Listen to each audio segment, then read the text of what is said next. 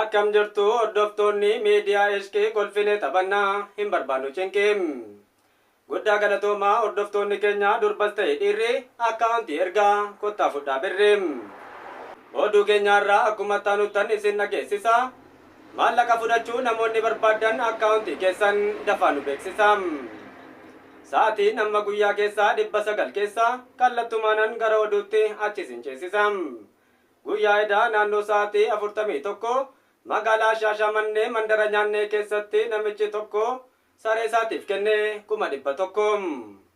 Maal kun jettanii laalaa dubbii rakkoo rakkataaf yoo kennee mee maal qaba rakkoo wanti nu dhageenyu waan dinqii qofakkoom. Kan nuti irraa odeeffannee miidiyaa rakkoom. Oduun keenyaarraa baay'ee nama gubaa dhiifamaa wajjiniin bishaan bichuun dhugam.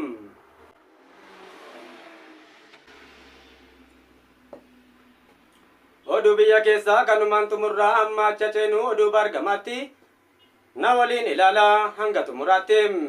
Hammuma nu ga'ee taateen biyya alaa baay'ee nama dhibaa isa ammaa caalaa.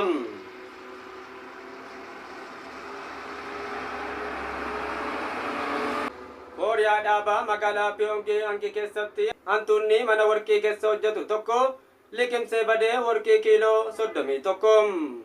Erga achii badee bultii 11 qabamee hidhamee hiriyaan isaa tokko.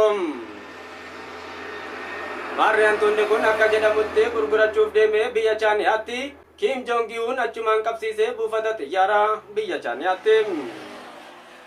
Abbaa qabeenyaa Chaayinaatiin walii galee gurgurachuuf gara Chaayinaa imalee buufata xiyyaaraa keessa miilaan deemaa osoo jiru Riippaabilikoonni Kooriyaa achitti qabanii helikoophteraan fuudhanii gara biyyaa deemaa jiraachuu CNN beeksise. Maarri hantuunni kun kanaan dura badii adda addaa hojjete mana hidhaa beekamaa washmatii cabsee waan ba'eef murtee du'aatiin adabamuu qaba jechuun itti gaafatamaan tuuta addunyaa kan ta'an obbo Adurreen beeksisan.